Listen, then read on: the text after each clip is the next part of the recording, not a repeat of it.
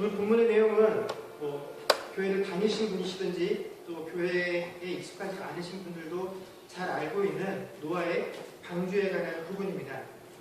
세상에 있는 사람들이 점점 악해짐을 통해서 하나님께서 그 사람들을 심판하기로 작정을 하시고 그 심판의 도구로 물을 정하시죠. 그러나 노아와 그의 가족들에게는 은혜를 베풀어 주셔서 그의 가족들과 또 일단의 혈육 있는 동물들을 구분하셔서 그 방주 안에 피신할 수 있도록 방주를 제작하게 명령하십니다. 하나님께서는 직접 그 배의 크기가 어느 정도여야 하고 그 배에 어떠한 것들을 구비해야 하고 심지어 창과 문의 크기까지도 알려주실 만큼 세세히 이 방주를 만드는 일에 간섭들을 해주시고 인도를 하십니다. 그리고 이 방주가 다 완성이 된 후에는 직접 하나님께서 이 동물들을 노아와 그 가족 앞으로 인도하게 하셔서 방주 안에 짐승들을 드리도록 하죠. 이 방주를 완성해서 이 노아의 가족들과 짐승이 그 방주 안에 들어갔을 때 노아의 나이가 창세기 7장 6절에 보면 600살이라고 되어 있습니다. 그리고 나서 이 방주 안에 들어가서 40일 동안 비가 와서 물난리가 나기 시작을 하죠. 그 40일 동안 내린 비로 인해서 노아와 그 가족들이 어느 정도 방주 안에 머물러 있어야 했었냐면 약 11개월이라는 시간을 배 안에서 생활을 했어야만 했습니다. 여러분, 우리가 잘 아는 것처럼 하나님께서 처음 모든 피조물들을 창조하시고 그 피조물들을 바라보실 때 평가는 내가 보기에 심히 좋았더라라는 것이었고, 특별히 인간을 만드신 후에는 다른 모든 것들보다도 더 좋았다라고 표현하실 것만큼 하나님께서는 이 피조 세계에 대해서 또 이 피조 세계를 다스리도록 명령을 하신 그 사람들에게 거는 기대가 있었다라는 것입니다. 그래서 1장 27절에서 28절 창세기를 보면 하나님께서 하나님의 형상대로 사람을 창조하시고 그 이후에 이 모든 것들을 사람들로 하여금 다스리라라고 명령을 하셨다라는 것을 우리가 알고 있습니다. 그런데 시간이 점점 흘러가면서 이런 하나님의 기대와 점점 멀어지게 되는 인간들의 모습을 보게 됩니다. 그래서 결국엔 하나님께서 그 만드신 인간들로 인해서 한탄을 하시고 마음에 근심하시고 이것을 내가 다 내 손으로 스스로 없애야 되겠다라고 결정을 하실 수준이 되었다라는 것입니다. 자, 그런데 이런 상황 가운데서 이렇게 하나님께서 이 피조 세계를 보시면서 도저히 참을 수가 없어서 모든 것들을 내가 다 직면해야 되겠다라고 할 만큼 화가 나신 상태였는데 그 가운데 딱 한 사람, 노아가 하나님께 은혜를 입어서 그 진노로부터 벗어남을 당하게 되었다라는 것입니다. 노아만 예외였는데 도대체 노아는 어떠한 기질과 어떠한 성품이 있었기 때문에 하나님 앞에서 어떠한 특별함이 있었기 때문에 이 하나님의 진노로부터 벗어날 수 있었느냐. 많은 사람들이 그 이유를 오늘 저희가 읽었던 8절에서 9절까지 말씀에서 찾습니다. 8절에 보면 그러나 노아는 여호와께 은혜를 입었더라. 이것이 노아의 조건이라. 노아는 의인이요 당대의 완전한 자라. 그는 하나님과 동행하였으며 라고 되어 있습니다.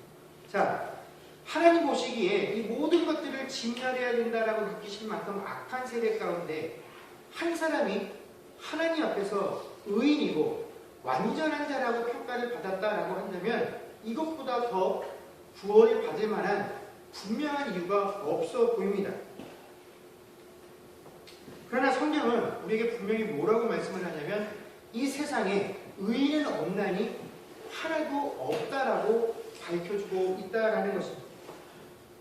여러분, 원래 사람이란 존재가 완전할 수도 없을 뿐더러 또 사람이 가지고 있는 이 의라는 것은 사람과 사람을 비교해서 상대적으로 누군가와 비교했을 때 좀 더 의롭다 혹은 좀 더 낫다라고 평가할 수 있을 뿐이지 하나님 앞에서 그 의를 비교했을 때 그 의가 하나님 마음에 흡족하다 싶을 정도로 의로운 지체는 없다라는 것입니다. 하나님께서 정해놓으신 기준에 너는 이 기준에 도달했기 때문에 의롭다.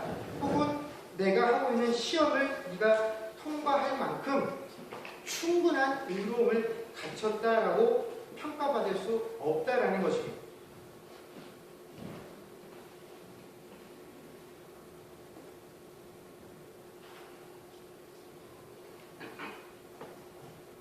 자, 하나님 앞에서 우리가 얼만큼 의로우면 하나님의 구원을 통과할 만한 그런 의를 하나님 앞에서 갖출 수 있겠습니다. 그런 사람은 이전에도 없었고 지금도 없고 앞으로도 생길 수 없다라는 것이 하나님께서 성경을 통해서 우리에게 말씀해주고 계신 부분입니다. 그런데 우리가 성경을 읽다 보면 이 노아가 정말 오늘 성경에 나온 것처럼 의인이요 완전한 자라고 부를 만한 그런 인격을 갖추고 있지 못하다라는 사실을 알 수 있는 증거가 있습니다. 뭐냐면 창세기 9장에 바로 음주 사건이죠. 창세기 9장 말씀에 보면 노아가 그 노아 방주로부터 나온 이후에 그곳에서 새로운 삶을 살아가면서 포도 농사를 하게 됩니다. 그 포도 농사를 하고 그 포도 열매를 걷어서 포도주를 담궈서 마시게 되죠. 근데 한 번에 그 포도주를 너무 과하게 마셔서 아마 더웠던 것 같죠. 더운 나머지 발가벗은 채로 자기 방에서 잠을 자고 있었습니다. 그런데 그 세 명의 아들 중에 하나였던 함이 그 방에 들어왔다가 아버지가 벌거벗은 채로 자고 있는 모습을 발견하게 되죠. 그리고 나가서 이 아버지의 모습을 다른 두 아들 셈과 야벳에게 전해줍니다. 그런데 걱정스러운 말투로 한 것은 분명히 아니었겠죠. 그 아버지를 비난했던 것 같습니다. 그래서 그 이야기를 듣고 셈과 야벳이 그 아버지의 허물을 덮어두고자 뒷걸음질을 쳐서 그 아버지 방에 들어와서 아비의 벗은 몸을 덮어주고 나갔다라고 성경이 우리에게 이야기해주고 있습니다. 나중에 노아가 깨어서 자신에게 이루어진 모든 상황들을 알게 됩니다. 자, 그리고 나서 노아가 어떻게 했습니까? 만약에 제가 노아와 같은 상황이었다고 한다면, 그래서 제가 술을 먹고 그런 잘못을 저질러서 제 자녀들 중에 한 명이 그런 것을 보고 또 다른 자녀에게 흉을 보고 나머지 자녀들이 와서 저희 허물을 덮어주고 나가는 이런 모든 과정들을 경험했다라고 한다면 아마 저 같으면 그냥 모르는 척하고 넘어갈 겁니다. 왜? 그 함이라는 자녀도 허물이 있지만 모든 것의 원인을 제공한 최초의 잘못이 누구에게 있습니까? 저에게 있기 때문에 저라면 그냥 괘씸하겠지만 참고 넘어갈 것입니다. 그런데 이 노아는 그렇지 않았죠.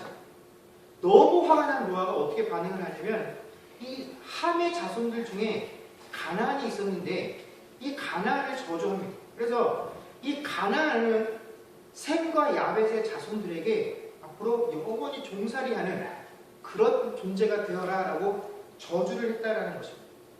여러분, 아무리 화가 나도 사람이 해야 할 말이 있고 해서는 안 될 말이 있습니다. 어떻게 할아버지가 그 아들에게 화가 났다라고 해서 그 손자의 인생 가운데 그 손자의 후손에게 너는 이렇게 되라라는 그런 말을 할 수 있겠느냐 하는 것입니다.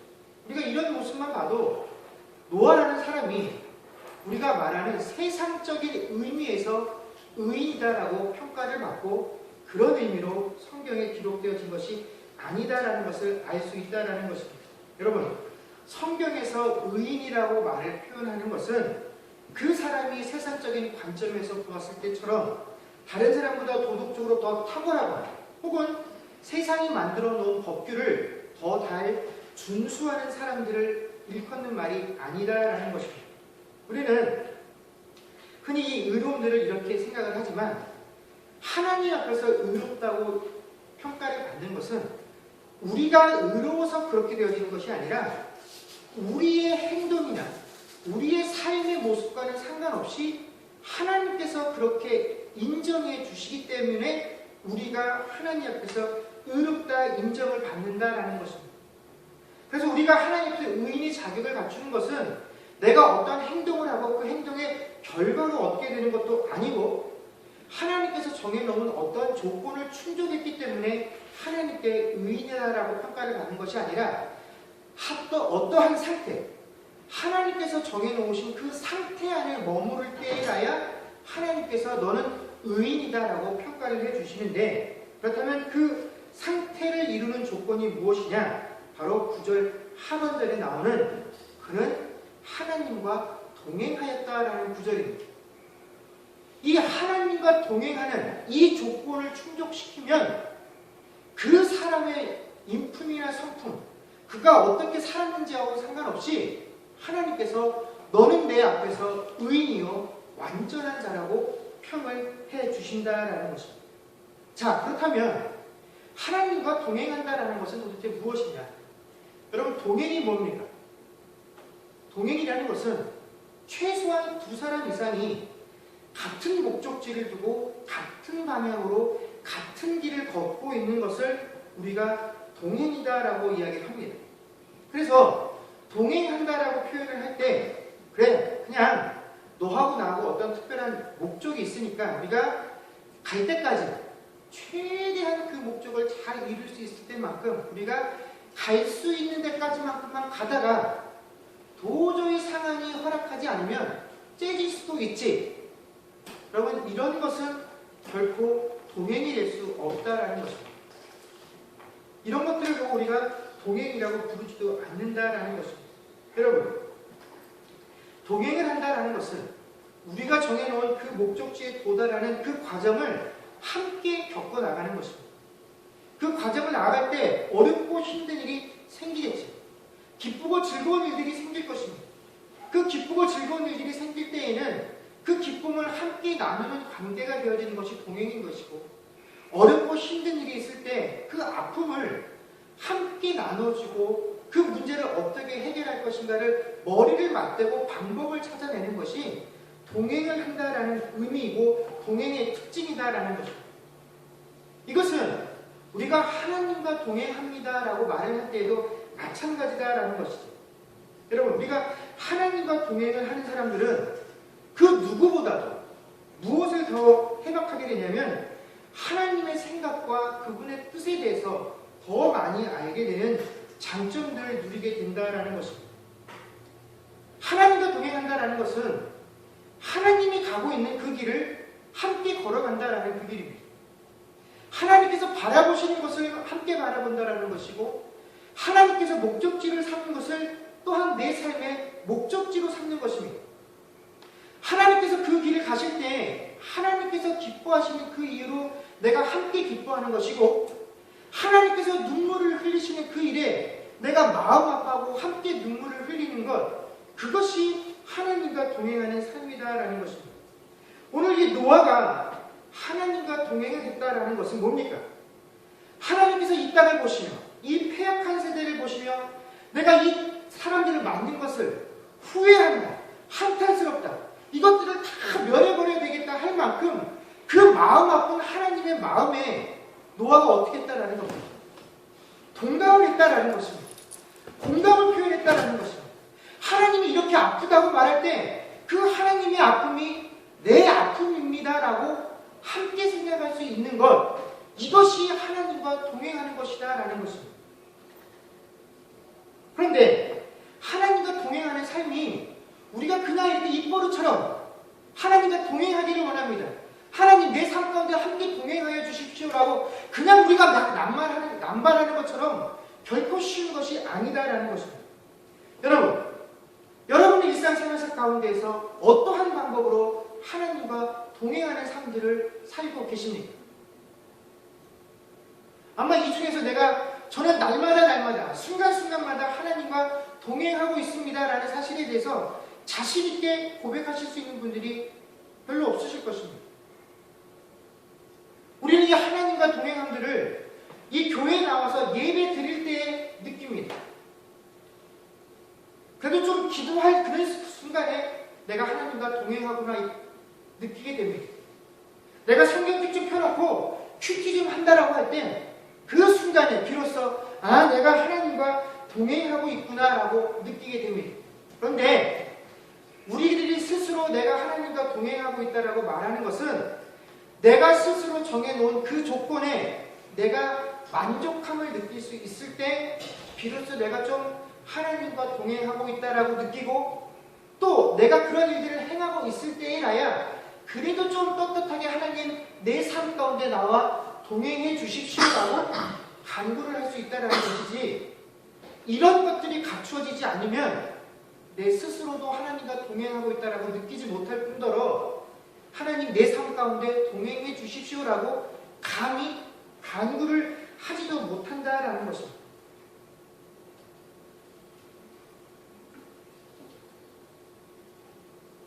우리들은 종교적인 행위를 통해서 하나님과 동행하는 삶을 보여주는 데는 아주 익숙합니다. 그런데 하나님은 그러한 방법을 통해서 너와 내가 동행하는 것을 보이는 것이 아니라, 그것도 얼마나 쉽습니까? 우리들끼리 모여서 우리들끼리 찬양하고 우리들끼리 기도하고 우리들끼리 설교 듣는데 이거 뭐가 힘듭니까? 방에 들어가서 나 혼자 기도하고 나 혼자 큐티집 해놓고 나 혼자 감상을 하는데 이게 뭐가 어려운 일입니까? 그런데 하나님은 네가 나와 정말 동행하는 것을 그런 골방에서, 교회 안에서 보여달라는 것이 아니라 세상에서 보여달라고 말씀을 하잖아요. 그것이 우리에게 참으로 어렵다라는 것입니다. 노아의 가족들을 한번 보십시오. 하나님께서 노아에게 찾아오셔서 내가 이제 이 세상을 심판할 터인데 방주를 만들어서 너와 네 가족들을 구하겠다라고 말씀을 해주셨습니다. 노아가 하나님께 그 약속을 받고 그 말씀을 받고 방주를 짓는데 걸린 시간이 1, 2년이 아닙니다. 수십 년이 아닙니다. 자그마치 100년이 넘는 시간을 이 방주를 만드는데 할애를 했습니다. 근데 여러분, 높은 산 꼭대기에 나무를 베어다가 방주를 짓기 시작합니다. 한 사람이. 지나가는 사람들이 물어보겠죠.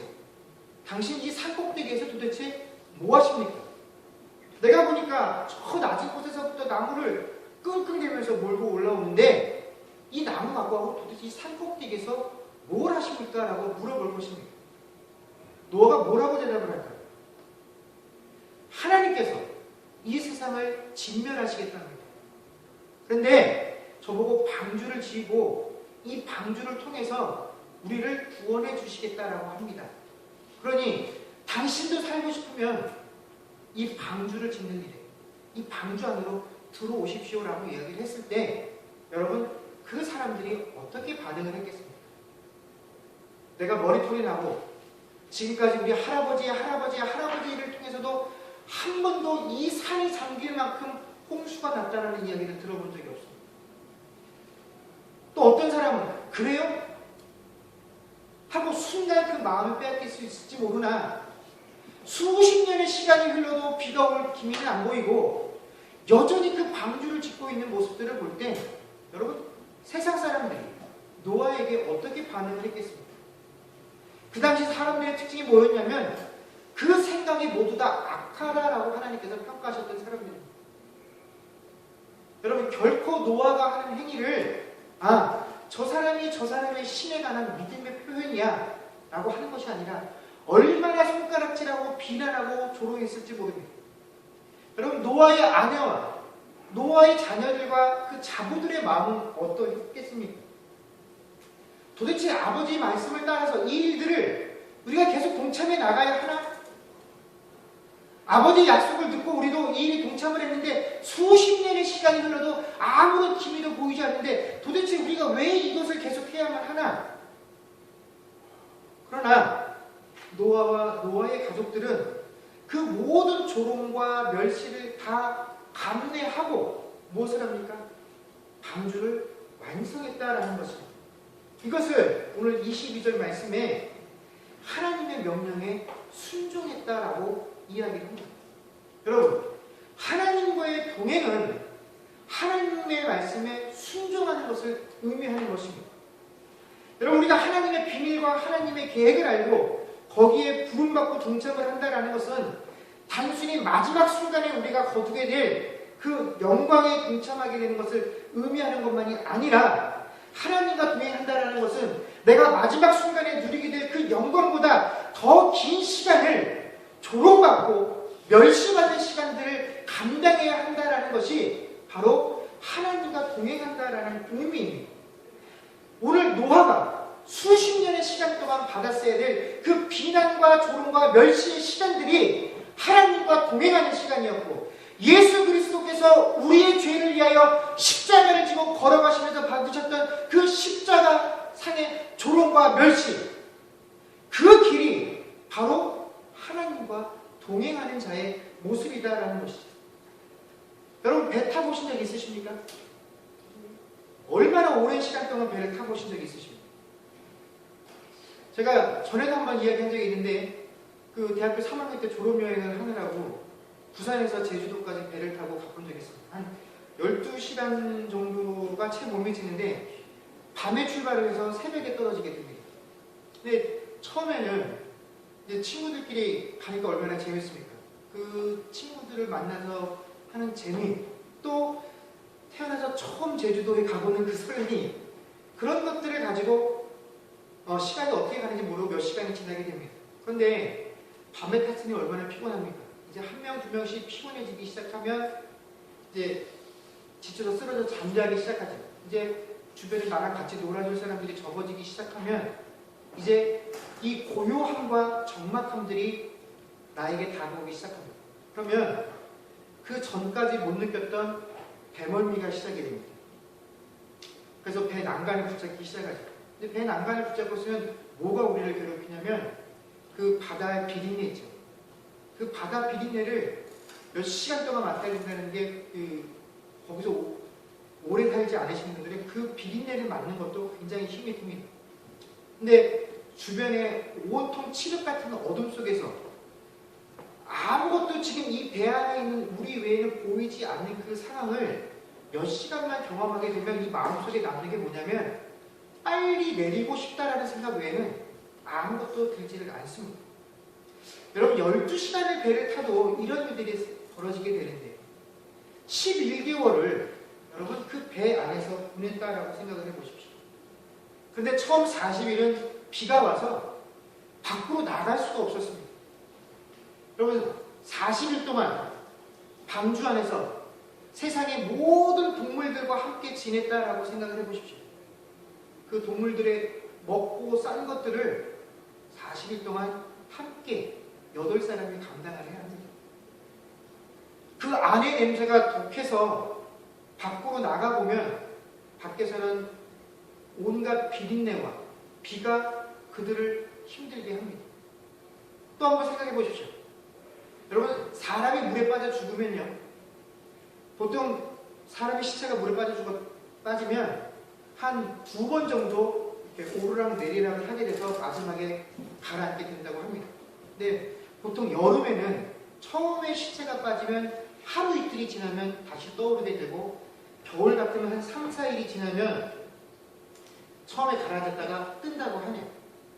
그런데 아무래도 보름 안에 이 시체가 처음에 빠져서 떴다가 가라앉았다가 또 떴다가 완전히 그 다음에 이제 부패해서 가라앉아서 찾지를 못하게 된다고 하는데, 여러분, 하나님께서 이 세상을 진멸하시면서 이 세상의 모든 사람들을 다 그 물 안에 빠뜨려 죽이셨을 때, 여러분, 그 빠져 죽었던 사람들의 시체의 10%만 떠올랐다고 생각을 해보십시오. 그 망망대해에 문을 열고 나가서 노아와 그 가족들이 바라볼 수 있는 건 시체밖에 없다라는 겁니다. 여러분, 그런데 이 11달을 노아와 그 가족들이 쉽고 편안해서 견뎌낸 것이 아니다라는 것입니다.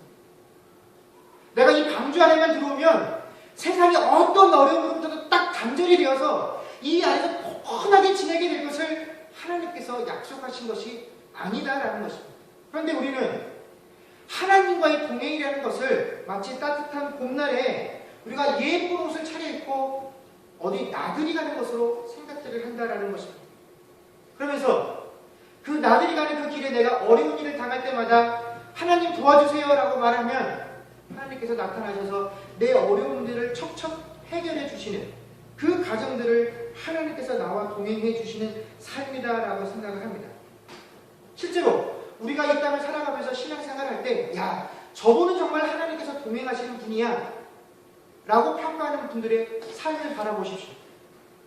죽을 만큼 고생하거나 정말 목숨을 내어놓고 순교하시는 분들을 향해서 야, 저분의 삶 가운데 하나님이 동행하셨어? 라고 우리가 평가하지 않습니다. 어찌 되었든지 간에 세상 가운데서 성공하고 잘되고 어려운 일이 생겼다가 그 어려움들이 쉽게 해결되는 그런 사람들을 볼 때 우리는 항상 뭐라고요? 하나님이 저분과 동행하시니까 저렇게 잘 된다라고, 그래서 어려움이 쉽게 해결되어진다라고 평가를 한다라는 것입니다. 여러분, 우리는 하나님과 동행한다라는 것을 표현하고 이해할 때 항상 내가 원하는 것에, 내가 가려는 길에, 내가 정해놓은 목적지에 하나님을 끌고 가는 것을 하나님과 동행이다라고 생각을 합니다. 한 번도 하나님께서 내 손을 끌고 하나님께서 정해놓으신 목적지를 향해서 하나님이 정해놓으신 길을 가는 것을 하나님과의 동행이라고 생각하지 않습니다. 아예 그런 길들은 우리의 마음속에 존재하지 않는다는 것입니다. 그 길이 하나님과 동행하는 길이다라는 것을 우리는 인식하지 못하고 나간다는 것입니다. 그러나 여러분, 동행이란 말 그대로 두 사람 이상이 같은 마음과 같은 뜻을 가지고 같은 길을, 같은 목적지를 향해서 나아가는 길인데, 여러분 사실 하나님과 우리와의 관계는 동행이지만 그분은 주인이시고 나는 종입니다. 그분은 왕이시고 나는 그분의 신하입니다. 그분은 주시고 나는 그의 제자입니다.